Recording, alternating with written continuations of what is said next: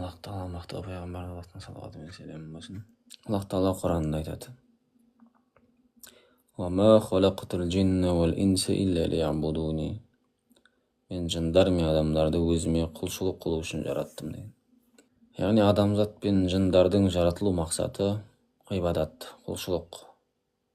Bul ömürdiň mäni, bul ömürdiň maksаты osu Allah Taalaga kul bolup, Kudayga kul bolup, kulçuluk asap ötүү. Bul ömürdiň kızıgy da, mäni de sol. Aleykümselam rahmetullahi ve berekatuh. Osu suraktın cevabın bayağıda bir kişi izlegen eken. Сол кісі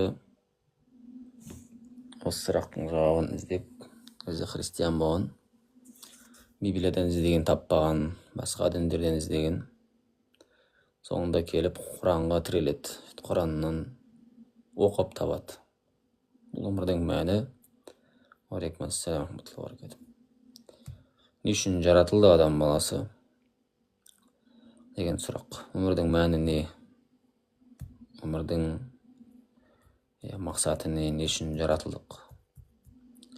Осы сұрақтың жауабын Құраннан табады. Құранның Зарият сүресінің 56-шы аятында Аллах Таала анық айқын түрде айтып тұр. Мен жындар мен адамдарды өзіме құлшылық қылу үшін жараттым. Жындарды бірінші айтқан себебі, жындар бізден бұрын жаратылған. Жер бетін мекендеген, бірақ бір-бірімен соғысып, қан төгіп, бұзғыншылық жасаған. Содан кейін Аллах Таала адамзатты жаратады.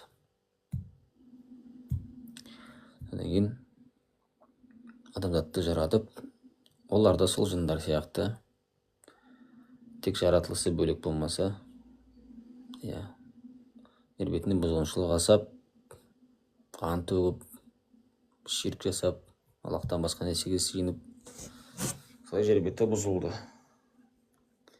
Сол үшін Аллах Таала айтып жатыр, жындар мен адамдарды өзіме құлшылық қылу үшін жараттым.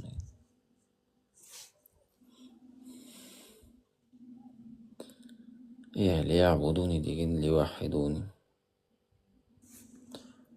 Неге аспанда, Аллах Таала аспанда, оны пайғамбар саллаллаху алейхи ва саллям айтқан, сахабалар айтқан, оған дәлел көп Құран хадисте, сахабалардың сөздерінде. Сол үшін Аллах аспанда деп айтамыз. Алейкумассалам рахматуллахи ва баракатух. Аллах Таала аспанда, аспанның үстіндегі, аршының үстінде, аспанда деп айтсаң, аршының үстінде деп айтсаң, ешқандай айырмашылық жоқ. Сонымен негізгі тақырыбымызға қайтайық. Аллах Таала бізді құлшылық үшін жаратқан. Құлшылықтағы мағына бір өзіне ғана серік қоспай құлшылық қылу. Алланың хақсы бұл бір Аллаға құлшылық қылу. Муаз ибн Джабал деген сахаба болған. Муаз ибн Джабал деген пайғамбарымыздың кезінде өмір сүрген жас бала болған. Сол бір күні пайғамбарымызбен бірге бір есектің үстінде мінгесіп келе жатады. Сол кезде пайғамбарымыз сол сәтті пайдаланып, ол кісіге сұрақ қояды, айтады: Аллах Тааланың құлдарында хақсын білесің ба дейді. Сонда Муаз ибн Джабал радиаллаху анху кішіпейілдік сақтап, Алла мен оның елшісі жақсырақ біледі деп жауап береді. Сонда пайғамбар саллаллаху алейхи ва саллям өзі жауап береді.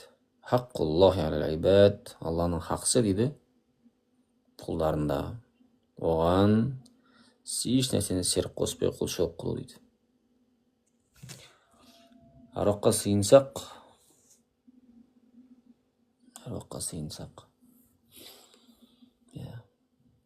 Аллах Тааланың хақсын бермеген боламыз. Аруаққа сыйынсақ, Алланың хақсын бермеген боламыз.